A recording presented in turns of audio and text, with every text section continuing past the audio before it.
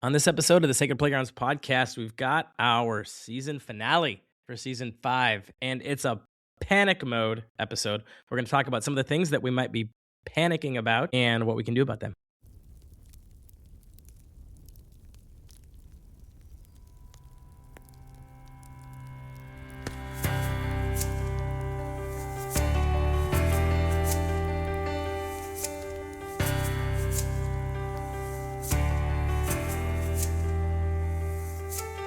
Welcome to the Sacred Playgrounds podcast. We're behind the mic and behind the research, turning insights into impact and numbers into North Stars for camping ministries and the intrepid leaders that serve them. Each episode blends thoughtful theology, compelling data, and actionable wisdom, all to help camps thrive today, tomorrow, and for years to come. I'm your host and producer, Jared Rendell, Director of Innovation and Communication for Sacred Playgrounds.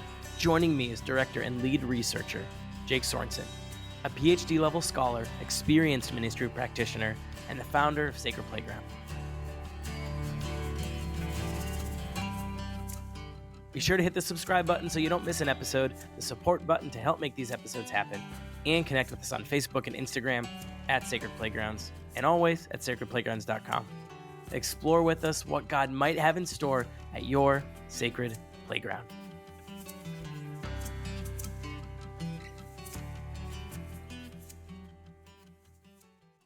Welcome to the playground, everyone.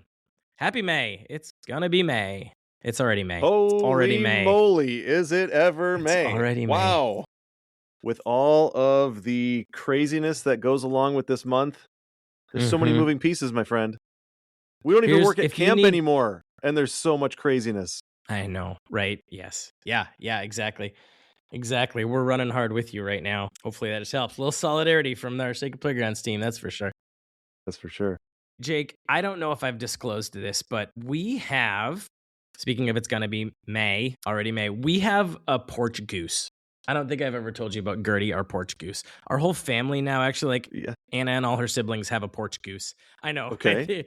I wish you could all see Jake's face of like, where's this from right now? And if you just need a laugh, if you just need a moment to giggle, everyone, you can search up like porch goose Justin Timberlake. It's going to be May because we have a porch goose that we have like there's a row of outfits. They're seasonal. They're like currently for Mother's Day, Gertie, our porch goose, is in like her like slippers and bathrobe ready for her spa treatments. Just right now, I can send you. If you really want to see the life and times of Gertie, our porch goose, you can see her outfits. Just send me a message. Anyway, when on April 30th, my wife got a number of messages from people of their porch goose with a thing of ramen on their head, looking like Justin Timberlake's like initial haircut when they sang that. She got the same message from so many people. It was delightful of porch gooses dressed for It's Gonna Be May. We didn't do it, but that might happen in the future. I'll show you. I'll send it to you, my friend. Clearly, don't worry. I am missing out on another thing. Yeah. Like I seem to miss so many new trends these days. I must be getting old or something, but I'm not sure if Gertie's going viral, but that's one way to mark the seasons. I like that. It is. We do that. Do you do liturgical colors for Gertie the goose as well? That'd be probably interesting. Should. Yeah. I remember, we're on it. What I remember from May, besides panicking when I was working at camp, was our annual barbecue that we would host the other full-time staff, and we called it the See You in September barbecue. And so we would get together and cook out and have our families together, and it was all the full-time staff. And it was we called it See You in September because we end up just passing each other in the night. Because we were kind of girding ourselves, and it's a little bit of a joke and tongue-in-cheek, obviously, because we see each other even more frequently in the summer probably, but we don't really get to stop and talk because we're always doing something. And so we're getting into that season of go, go, go, and we know that it's coming. For some of us, it's starting to arrive. Like for some of you, you're listening to this and you're like, yeah, staff arrived this weekend. Yeah. It's here for so many of you. And so we know that there's additional anxiety just because of that, because you want it to go well and all those things. But also there's things that need doing, and not everything is ready. And so that's where we are right now. And we are here to talk with you through it in name it at solidarity. least. Yeah, Name right. it at least, and maybe give some some things to focus on. Well, that's our plan, everybody. So we've got a number of, hey, you might be panicking about this, or at least some of your colleagues might be. So we're going to talk through some of those. We're going to name them. We're going to talk about some things to potentially focus on, because just get more done isn't always the thing that can happen. So we'll talk through some some ideas, some thoughts, some things to focus on. Hey, Jake, before we dive in, we're going to get into these soon. This is our last regular episode of this season. Now, already spoiler alert, and we're going to drop an extra episode. We did this last summer. It was a ton of fun. This extra episode is going to have a slightly different audience, though, because it's going to be specifically for your summer staff, like your seasonal summer staff. We're going to drop an episode for them in 2 weeks that you can use either in the context of staff training, if that's coming, or have them listen to it and reflect on it. But we'll be talking specifically to them, kind of a bonus episode for those summer staff. So heads up, that's coming. But from a kind of regular season standpoint, this is season finale. Man. The season finale. Season 5 finale. Yeah, here we are. So we did, by the way, just by way of, because we share numbers, this season 5, we have had 19. This is our 19th episode. We have had, you've heard Jake and I a lot, but we've also had 15 different guests on the podcast this season, in different configurations, right? Sometimes single, sometimes a couple of folks. We got to talk to some staff when we were in person. So there are a couple of groups that we get to chat with. And it also, just a fun one, boasted our second most popular episode, like our second most downloaded episode, the one that we just did, well, I guess maybe a couple months ago now, on the camp enrollment cliff.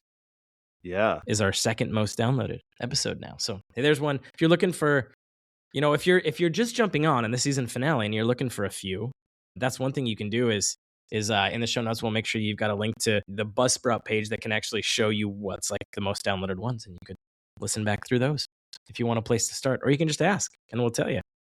We cracked the top 25% of most popular podcasts. So we're inching our way up. Getting there. We're getting there. All right. So time to panic. You already are, maybe. Each of you'll hear the panic alarm, and then we'll share each one of these panic button moments, and we'll talk through. That's our plan. Jake, are you ready? I don't know what you're talking about. I'm not panicking. Who's panicking? You're panicking. I'm not panicking. Everything's fine. Everything's fine. Everything's under control. Situation normal. Situation normal. Good pull. Yes, they are feeling you. Way to connect with the audience who's feeling that sometimes. It's fine. Are we ready? Pull over, breathe in a paper bag. Don't drive and panic at the same time. That's right. All right, here we go. Let's dive in. Panic number 1.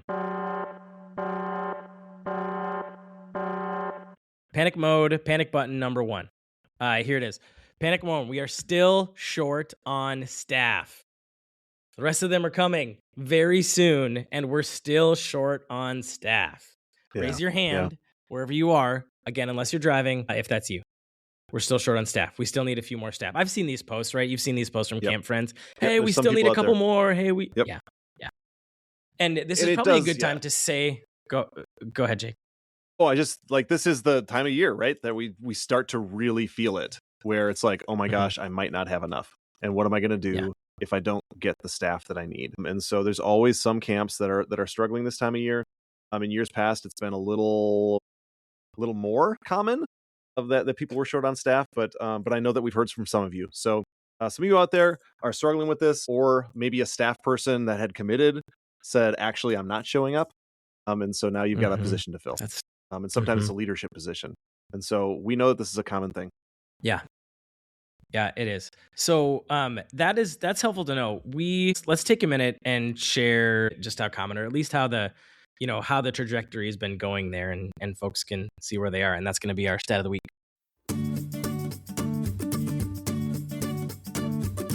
Stat of the week. Stat of the week. Stat of the week. All right. Our stat of the week this week is 39%. This was a survey of camp directors just this spring. And so 39% of the respondents said that they had more staff hired at that point than the same time the previous year. And so another 44% said that they were about the same place as 2025. And so that's, 83% that said they're either at the same level or doing better. A good portion of them were doing better than the previous year, and of course some were a little behind 2025, but that feels like a really good trajectory. And so in general, our industry is more confident about staff hiring and is doing better, is ahead of previous years in terms of staff hiring. And we've heard that from a lot of you. Of course, there are some that are like, oh, we're really struggling with staff. And there are always those camps that are really struggling with staff. And there's a lot of reasons that go into that. But one of the key things to know is that not everybody is struggling with staff this year. And I'm not saying that to make you feel worse about yourself. That's not the point of that. I'm saying that because there are other staff out there, or potential staff, or there are your colleagues who are full up, and they might have staff that they passed on or that they couldn't hire because they had already filled all their positions. They're like, well, I've got a great applicant, but I've got no place for this person. I would really like to send them to a camp because they would benefit from it. And so that's my number one piece of advice right now. If you are in that boat of I'm short on staff, call your colleagues. Call your colleagues. This is the place to ask for help. Don't send a mass email. Pick up the phone and call your colleagues. Find those that are doing really well and that, oh yeah, I just had an inquiry and I told them that we were full. Use each other because you'll be able to repay the favor next summer for someone else when you're full on staff. Thanks, Jake. Okay, so you just hit on one piece. Let's talk just quick about some of the things to do, right? And you just open the door for an overall theme for this, for actually all of these panics, which is ask for help. Ask for help. My ask goodness, for help. Ask for help. Ask for help. Yes. And we're going to try to focus on, here's some of the places to ask for help first, right? To focus on like that. And that was a key one. That's one of them. Call your colleagues from around wherever. Those are the best posts in the, group of executives or program directors from wherever. And they say, hey, I got 2 people I couldn't hire. Right. I always love seeing those. And everybody's like, send me one, please. Within 5 minutes, there's 12 people. Pick me. I know, just tons. Isn't that great? So let me lift up 2 other audiences that you hopefully have already thought of. One is those incoming staff. The ones who are already planning on coming are a potential source for that. They know their friends that they talk to that say, I haven't really figured out what I'm doing yet this summer. I might just go, hey, wait a second. Like, that's your cue, right? So, but put that in their heads. Hey, put that in there. And lots of camps are incentivizing this. We've got some numbers around that. You can incentivize that in one way or another. And say, hey, we're short, bring a friend. So your incoming staff that could bring someone else with is another quicker, tighter kind of audience. And then one more. The other audience is your most enthusiastic enthusiasts. We've talked about camp enthusiasts before, right? These are the community members, board members, pastors, etc. in your community who they just love you. They just love camp. Those are likely right now, again, versus a mass email of, hey, of course we need staff. And yes, you can send that out. You can let people know, but I don't necessarily expect a whole ton of traction from that. Right? If you send a message to a handful of specific enthusiasts who really care about you and will move fast, that's a lot tighter, more potential, right? The folks that love you and they know, and will be a quick connector because our time is obviously very short. So there's 2 of those audiences that I say, yeah, you're thinking panic in your head, but don't push the panic button on their end.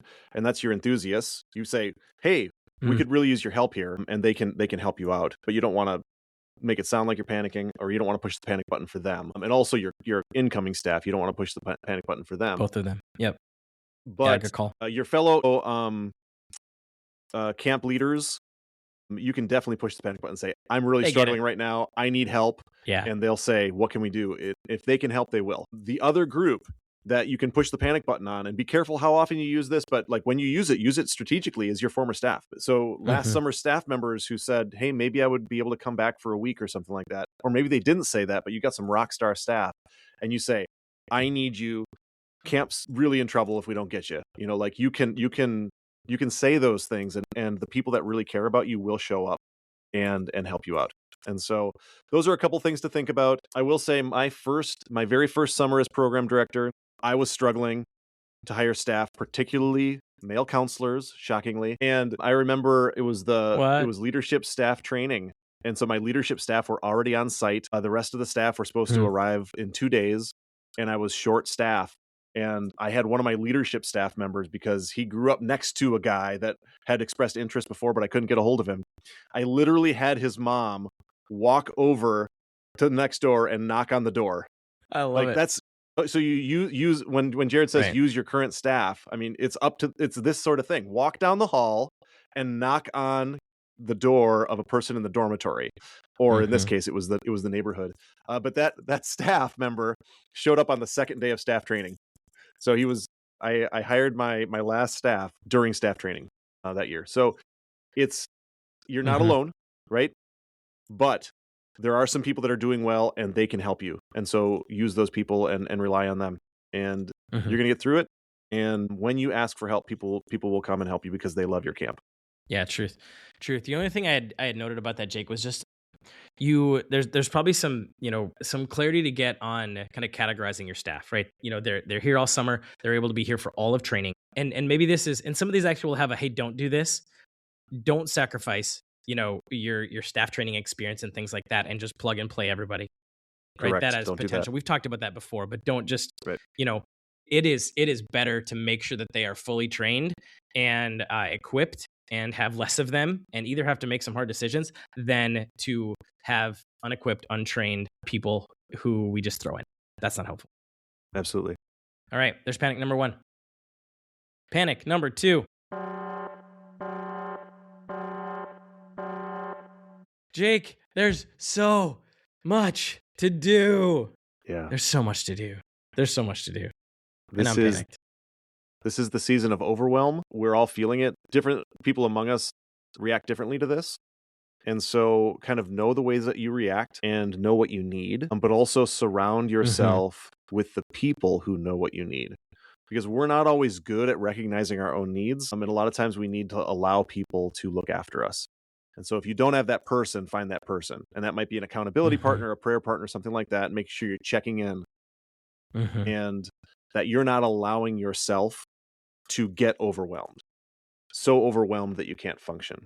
Because that's what we can't have happen. This is a busy time of year. And I'm not going to say, oh, just take a bunch of time off. Because that's not realistic right now. We need to buckle down. Like, this is the time where we need to get stuff done, right? And people are relying on us. That's weighty, right? So we don't want to panic. We don't want to get overwhelmed. And so there's a couple of things that we really need to do here. This is the put your oxygen mask on first moment, right? Oh, you hear that when you get on a flight, right? And put your own oxygen mask on before assisting others. You need to take care of yourself because they need you for the whole summer. We can't have you going down during staff training. We can't have you going down week 2, week 3, week 4. This is a long-term situation here where we need you functioning at a high level. And so that means pacing yourself. That means making sure that you are getting good nutrition and good rest, and that you're not overwhelming yourself right now and overstretching yourself right now. This is the 1 Kings 19, recommendation that you see the prophet Elijah. So a lot of you know this story, the prophet Elijah, after he triumphs over the prophets of Baal. It's that famous scene, right, where the fire of God comes down from heaven, and then the wicked Queen Jezebel is after Elijah, and he's going to kill him. And Elijah runs into the wilderness, and he's running away from the queen. All of the other prophets are dead. And he collapses under this tree, and this angel comes to him and says, "What are you doing here, Elijah?" And Elijah is just like, "I've been very zealous for the Lord, and I've done all these things, and now they're coming to take my life away, and there's nobody left. I got no friends, and I just want to die. I just want to curl up and die." And the angel does not say, "Suck it up and deal." The angel says, "Get up and eat." And Elijah there's miraculously some food there. Elijah eats, and he falls asleep and takes a nap. And the angel wakes him up again and says, "Rise up and eat, or the journey will be too much for you." 1 Kings 19. Get up and eat, or the journey will be too much for you. He gets up and eats, sleeps again, and then goes on the strength of that food for 40 days, and he gets to Mount Sinai and then experiences God there, right? So, like, the point is, You need to make sure that you are taking care of yourself, or this journey of this summer is going to be too much for you. Eat, sleep, make sure that you're taking care of yourself and surrounding yourself with the people that know what you need. Because they will be the ones to, say, hey, have a sandwich. You're hangry. You need a nap. I've got this right now. Yeah. You don't have to be the hero, right? You don't have to take care of absolutely everything. So make sure you're asking for help, but also make sure you're taking care of yourself right now, because this is going to be a busy summer, and you know that. It's going to be a busy time, and let's prepare ourselves for it. You being burned out has a much bigger impact than almost every unfinished task. Amen. Yeah. Like you being, again, unable to function. This happened in my interim exec summer. Our full-time program director had to take over their time of days in mental health help. Like they had to take so many mental health days that we were calling in former program directors from, who were like leaving student teaching and coming up to take half a day of program leadership because this person needed another mental health day. And yeah, that's real. So you're not the Messiah, right? You're not the martyr. You don't have to be a martyr. Yeah. So many of us that get into ministry have martyr complexes. This isn't about taking on so much that you collapse. And then people saying, how tragic, but how great this person was. We don't want that. We want you functioning, right? So don't take on more than you can handle, and make sure you're taking care of yourself. All right, because we need you functioning at a high level. Yeah, truth. 3 quick practical things when there's too much to do. Mm-hmm. Number 1, and this is in large part about kind of task management, right? Because we know the lists are very long right now. So 3 quick things. Number 1, visualize them. Do not leave them in your head to try to remember. That will be completely exhausting, and you will forget them. And they'll be important ones, right? There is literal capacity to our ability to hold things in our brain, and so what you have to visualize them. A big board of it is for sure one of my favorite ways. Physical or digital, that's fine. Like really, what you need to do best is fine, but you have to visualize the things that you have to do. You can't just remember the things that you have to do. That's number 1. Number 2, those, whether it's on a big board or however it's tagged in like a digital task management tool, they need to have priorities. You need to prioritize right now. There will be more that you'll be able to do, and you have to assess priority to them, right? This is critical now.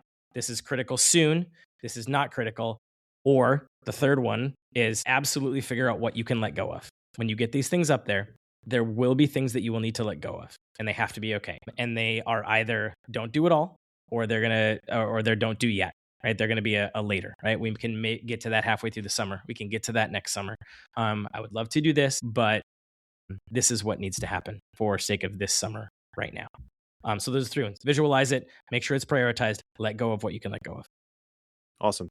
Panic number 3. Jake, I'm panicking because camper numbers are looking down, maybe even way down at camp this summer. And that's adding some stress to my life as bringing me back to the enrollment cliff episode, buddy. Yeah. So, a lot of camps are struggling right now with camper numbers, and some are doing really well, and some are struggling. It depends. There's so many factors that go into this, right? So many things that go into this. Here's the thing. It's the middle of May or the end of May when you're listening to this, and now is not the time that you're going to make up those camper numbers with some new great idea. And so that's the first thing to think about. A little bit of this you're going to have to let go, because if you push the panic button on this, then other things won't get done. Now, we want to keep getting the camper numbers up, and there's going to be Jared's going to share a couple really practical ideas that you can say, oh, we could do this. There's an opportunity to maybe do this. And that's fine. What we don't want to do is press the panic button and let everybody know, oh my gosh, we might have to cancel the summer, or if you don't send us your campers, then we don't want there to be ultimatums. We don't want people to think that you're panicking, things like that. So you need to take a breath and think long term, because right now you are not recruiting for this summer's campers. Right now you are recruiting for summer 2027 and beyond. Okay? That's the mode that we're in right now.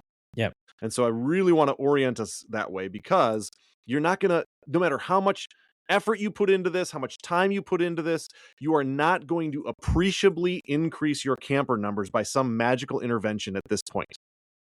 And that might be hard to hear, but you need to hear it because I don't want you spending your time worrying about that and not planning staff training or not finishing hiring your staff or not having an awesome program. Because the best thing that you can do right now is make sure that the campers who come under your care this summer and the staff that come under your care this summer have the best time imaginable. They have the best time of their life because you put your energy into their experience and not worrying about who wasn't there. You can't worry about who's not there. You minister to those who are in the room. That's a thing that we learn in preaching class, right? You can't preach to the people who aren't there. You've got people that are in the room. Preach to them and know that the Holy Spirit's at work. And so you are recruiting for next summer because what you're doing is you're planning an awesome program. It's going to be so impactful that your retention rate is going to be higher next year. And that's going to help your camper numbers go up next year, 2027 and beyond, because you're going to create an awesome experience, a memorable experience. Everybody's going to want to come back. And so put your energy into that and not into how are we going to get more campers right now. That being said, Jared does have some practical ideas that, you know, if you're one of the marketing people on staff or something like that, who's not like the one planning the program and the camper experience, then there are some things that we can do right now that could help. What are some of those things, Jared? Yeah. So a couple. One, right, and some of this comes down to like, you know, some things like financial capacity and things like that. So if you can, we've heard of camps having some success with like limited numbers of free things, right? And if you've got significant campership dollars, that can be part of how you communicate, right? If you've got a whole bunch of campership numbers that are out there, right? Those were given so that they would be used. All right. So, you know, remind people that doesn't need to be a barrier, that you've got folks who would love to send your kid to camp and help to do that. So there's one. Two, if you've got either, especially like a certain program or a certain week or a certain age group that you're trying to bolster, consider like connecting with like a high capacity group, church, organization, and like partner more deeply intentionally with them to say, can you bring 30 campers to this thing? Can you bring 20 campers to this thing? Can you know they've got the capacity at that church, at that organization, whatever it might be. And so lean into that partnership will work way better than big blanket things. And then 3 is, if you're not already doing this, you could consider adding programming that adds very little capacity, right? So these might be things like free pop-up day camps on site or potentially, you know, in the midst of communities. So you can say, hey, we're going to do this day camp. This one's going to cost $0, right? Because you're going to either allocate some campership dollars or whatever it might be for that. This says, you know, potential, and it's even in that vein of what you already talked about, Jake. Like, yeah, make it an awesome day. You've got, you know, a little bit lower camper numbers that week, and you can add this on without adding staff capacity, and you're just redoing programming that you've already have. And so you could pop that up and potentially to your point, to introduce folks, yeah, for a day, but to new families who might say yes for next summer. And we can give them one short, quick, awesome experience, and then they'll look at coming back in the future. So those are a few.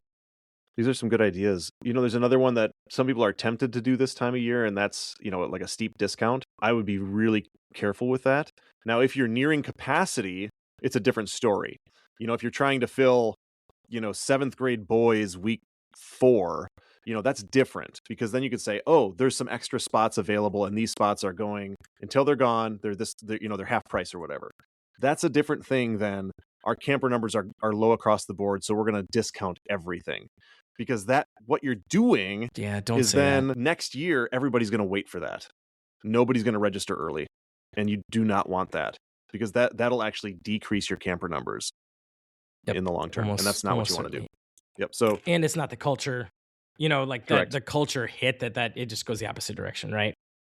It's better to give them a great experience. The people that come, it's better to give them a great experience than to cheapen the experience by doing that. Yeah, that's a don't do. Yeah, you're right. Panic, number 4. Jake, our staff are coming. Well, like you said, some this weekend, and I'm not ready for them. They're coming. Yeah. Right. Hey, we've said that in a couple, you know, articles. Check back in the last couple articles. We talked about some staff stuff, and they almost feels like you have to write for this last, I don't know, month or two. They're coming. They're coming. Yeah. Staff are coming, Jake, and we're not ready for them. What do we do? This was me every year. It was me every year. And this is my Myers-Briggs type, that last letter in the Myers-Briggs, you're either a P or a J. And the J are the people that are super organized. They've got, lists to check off, and they've got everything in a spreadsheet. I'm the other one. I'm the P, and I'm a pretty extreme one. And so like I do things Likewise. last minute and things like that. So I would go into these things and just not quite be ready. And so I've probably got former staff listening to this, and they're just like, it I showed. remember. You were making that stuff up on the spot. So a couple things. If you are like me and you're a P, not a J, then find a J and have them help. Like really, have them help. Like this is the time to get somebody who is more competent at some of those things than you are, and that's an okay thing.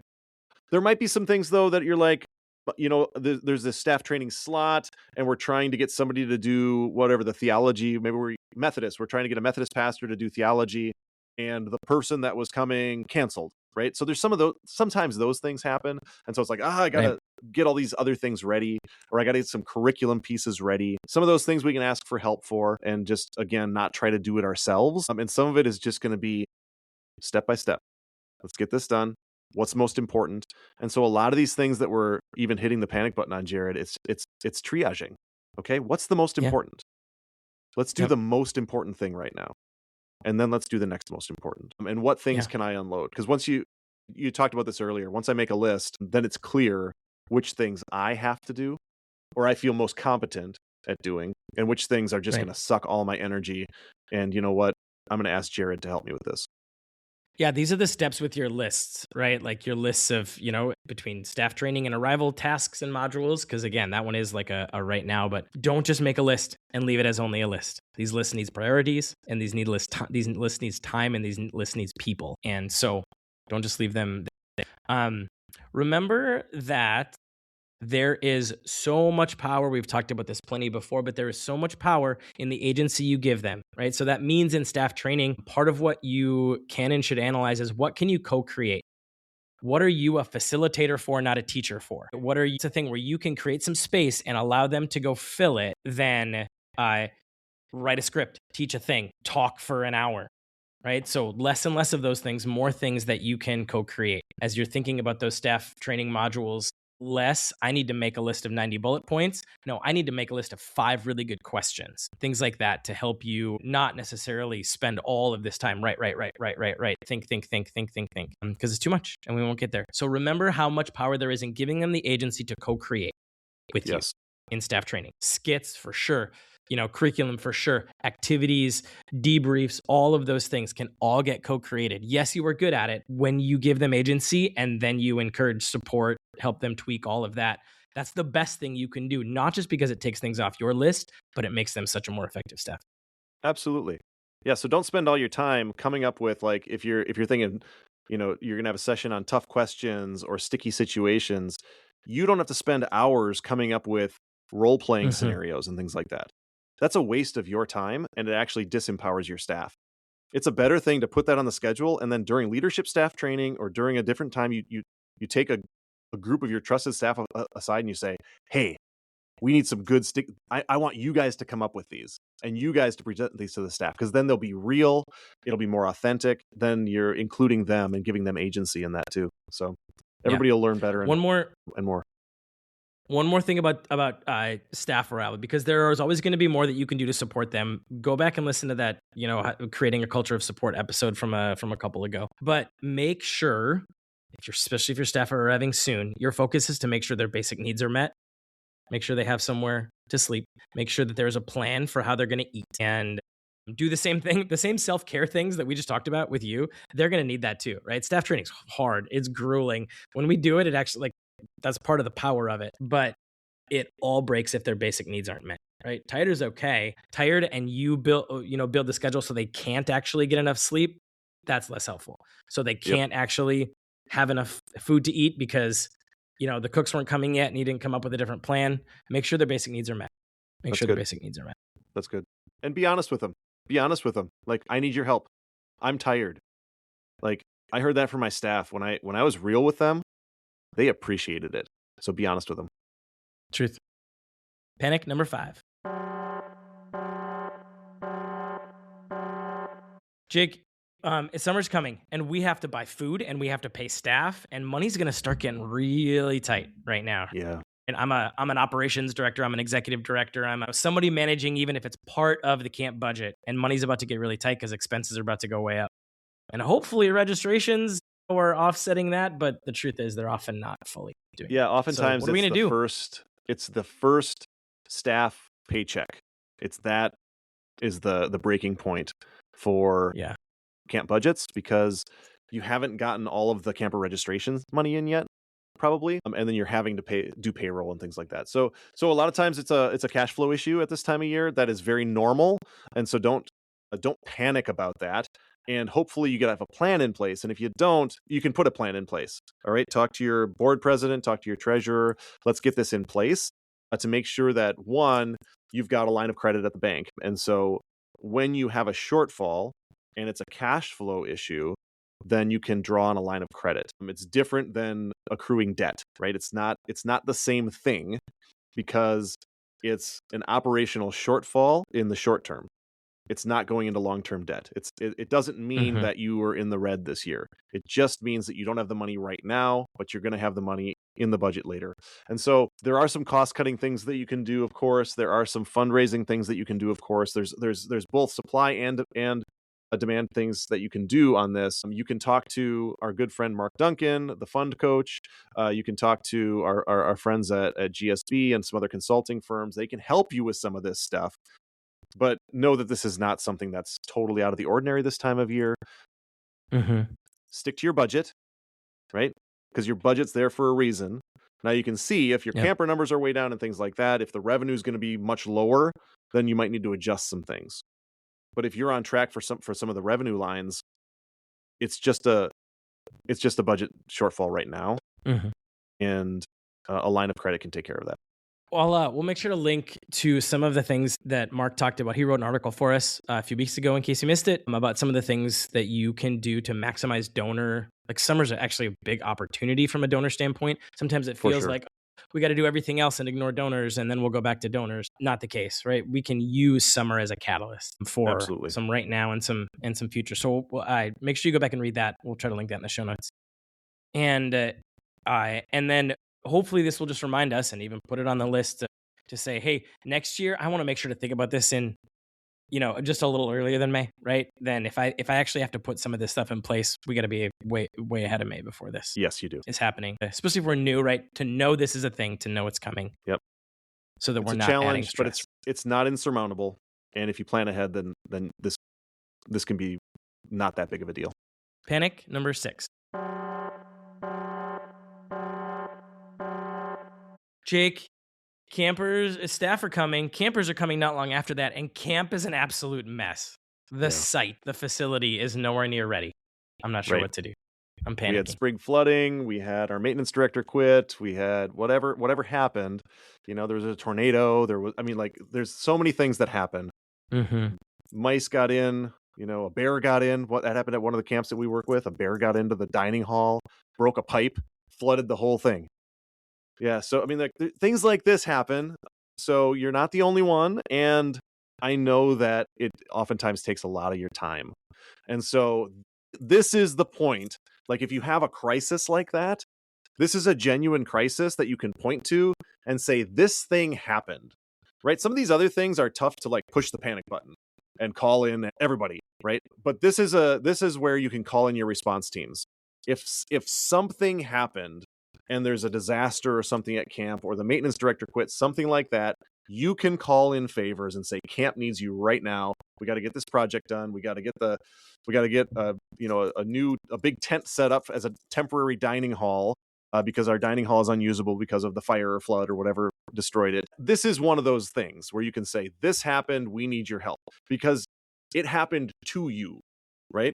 Some of these other things, you got to be careful about pushing the panic button kind of industry or system wide, because some of it's a planning issue, and it's like, you should have planned for that. You're telling us that you need this short-term loan or donation, like you need a bunch of donations right now because you have a cash flow issue. You should have gotten a line of credit, right? So you don't push the public panic button on that one. That's something you do a little more privately. And so, but this is one that you can. Like there's, if there's something like camp's that. a disaster Yeah. because of this thing. Now, if it's because you Sure. didn't plan ahead, that's a different thing again. Then you go to the next level, I think. And that's, again, triage things. What's the most important? We got to make sure we pass health inspection. We got to make sure we can open the pool if we can. We got to make sure the front end looks good so that when guests arrive, the entry that they see, the people that they see, all that front facing stuff, that needs to be immaculate. Get the flowers planted, get the roads set up and ready to go, and then make sure the cabins are good, and then you kind of go in order, right? If there's a program element that you're not going to be able to use because the pileated woodpecker bored holes in your high ropes course poles, which I know happened to some of you, or the pool cracked, some of those things are going to be longer term, right? You got to fix the other things first, and we're not going to be able to open the pool. We're not going to be able to open the high ropes course, and this is why. And so try not to over panic on some of those things. Yeah. Yeah. So the focus on, kind of for the, hey, we just got a lot to do to get stuff ready. And again, it's interesting how like your program, prep and staff prep folks are feeling similar to like a lot of your site folks. Like it's similar to the so much to do stuff. Focusing on front facing things and making sure safety is taken care of is a helpful reminder, right? As we're trying to prioritize that list, those are the things to take care of. What are the quick ones that are quick, especially front facing wins? What small thing can I do to make sure this is great when people arrive soon? If you need some help, we already talked a little bit, and it's a similar group to some of those earlier folks. Like if you need some help, don't just throw together. Here's a don't do. Don't just throw together yet another cleanup day. They often take a lot of work. They take your especially like lead maintenance folks who have to plan, organize, get gear. Like that's going to stress them out too much. Don't do something like that at this point. Right? We're already past that. If you have a group of enthusiasts who can be really self-sufficient and do a specific thing, right? So if this is a group at a church you're well connected with, right? If your board member can say, hey, I'm getting a team of 5 people to do this one thing and take it just completely off of your lead maintenance folks' plate. So groups that can do a lot quickly can be really helpful if there's some specific tasks. And that's much better right now than a big blanket broad thing that's going to take a lot of capacity to pull off. For sure. Yeah. That's your rapid response team, right? Good stuff. Have a rapid response team. Right. All right. We got one more, right? Panic number 7. Jake, I'm a year-round staff member, and I am not sure that I can do this. I'm not sure I'm the right person for this. I'm not sure that I'm built for this. And I have some doubt creeping into just my own ability, my own capacity, my own being. And that feels overwhelming, and it makes me feel a little panicky. It's so often connected to the overwhelm. It's so often connected to these other panic buttons, that I'm in this situation because I screwed up. Or I'm in this situation because I'm no good at this. People aren't responding to me. They're not responding to my call for help because of me, something that's deficient in me. So this self-doubt is really common. I'm across so many industries. But when there's an industry like camp that puts so much pressure on individual people, we really start questioning how good we are at this, or can we handle this? And so I want you to remember who you are and whose you are. And that I want you to remember and think about, what would you tell a staff person who was having these self-doubts? What would you tell a camper who was having these self-doubts? This is hard and we can do hard things. You would say something like, God doesn't call the equipped, God equips the called. And you have been called to this place in this time, and God's got you. God's got your back. God's going to surround you with the people that you need. And this is going to be a great summer. It might be a hard summer. It might be really challenging. But sometimes those hardest summers are the ones that are most memorable, the ones that are most impactful, most meaningful, both to us and also to the people that we minister to. And so remember Scripture. Remember all these crazy people that were full of self-doubt. Remember all these people that thought they couldn't do it. Think of Moses at the burning bush. Send someone else, Lord. I'm slow of speech. I can't do it. Send someone else. Right? But God doesn't call the perfect people. God calls the imperfect people. I'm reminded, Jared, of our friend Peter. Incredible things happen. We were just talking about Peter before the show, just because it's been about 2 years since we lost him. And he had this, one of my favorite songs that he did was called As Is. As is. And he sang about all these people in scripture who were imperfect. He had all these different things, right? David was a murderer, and Jeremiah suicidal, and Lazarus was dead, and he had that. And it was, but God called these people and chose these people and used them as is. And God uses you and calls you and chooses you as is. And God can take this imperfect mess that you are and that I am and that we are, and together God can mold us into a church that can change the world, that can preach the gospel, that can minister to these other imperfect people in need. And so don't give up. Don't quit. You're not alone. God is with you, and God has surrounded you with people who will lift you up and take care of you this summer. So I want you to remember that, and I want you to remember Matthew 6. Who of you can add a second to your life by worrying? Look around you. Look at the birds of the air. Look at the lilies of the field, right? These are messages from Jesus on the Sermon on the Mount. You can't add any seconds to your life or any seconds to your day by worrying.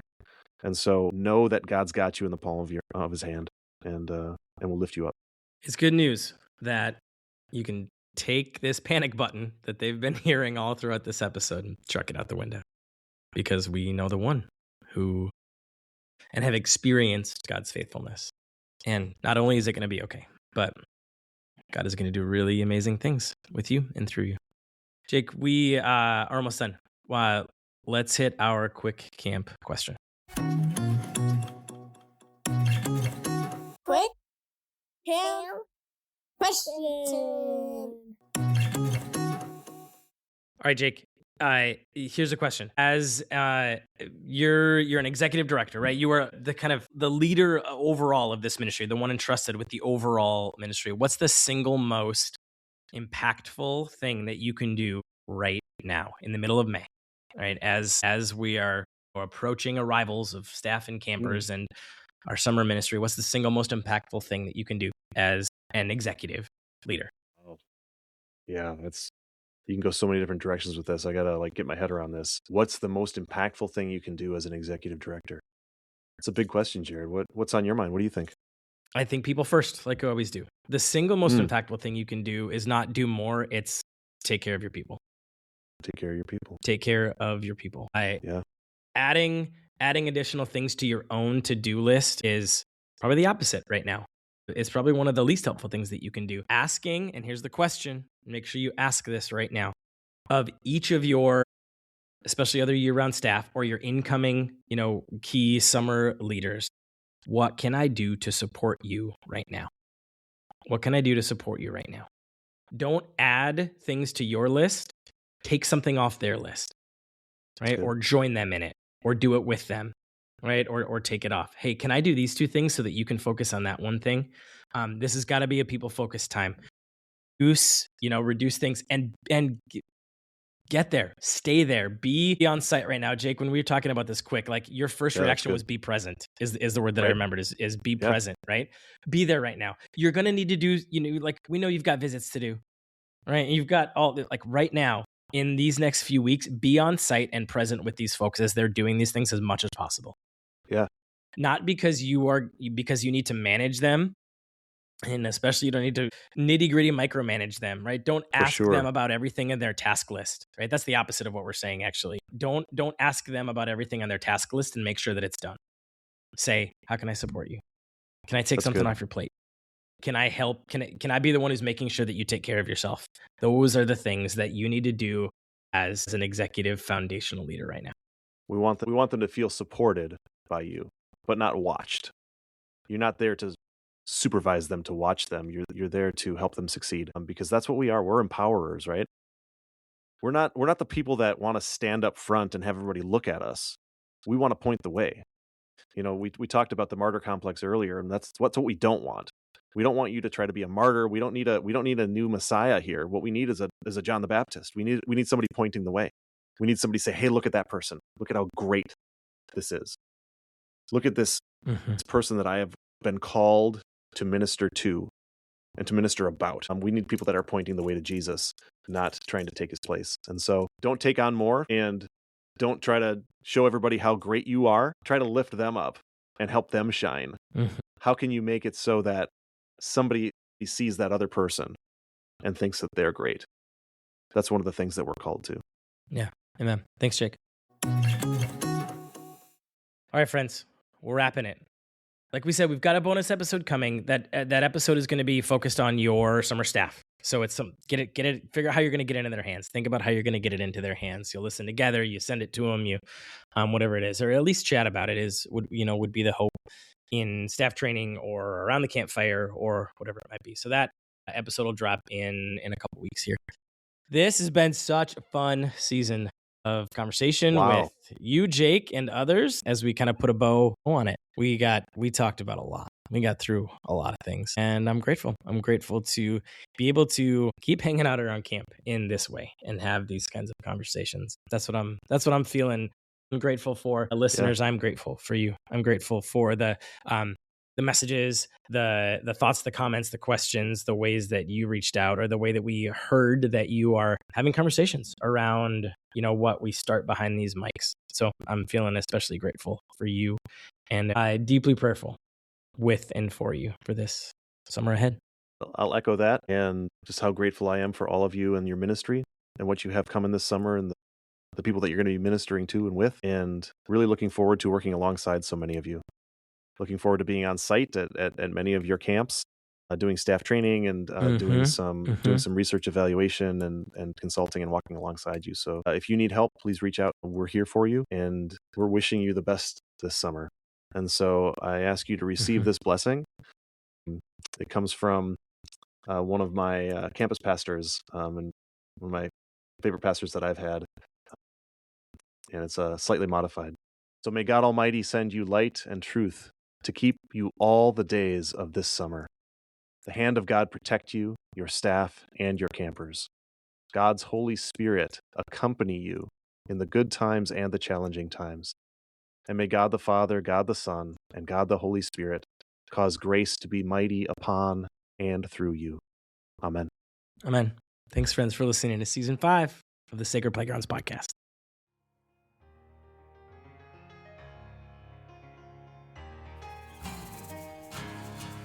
Thanks for listening to the Sacred Playgrounds podcast. Be sure to hit that subscribe button to catch every new episode. If this is helpful for you and your organization and your team, follow the link in the show notes to become a supporter of the podcast. Our theme music was written and performed by Weekend Picnic.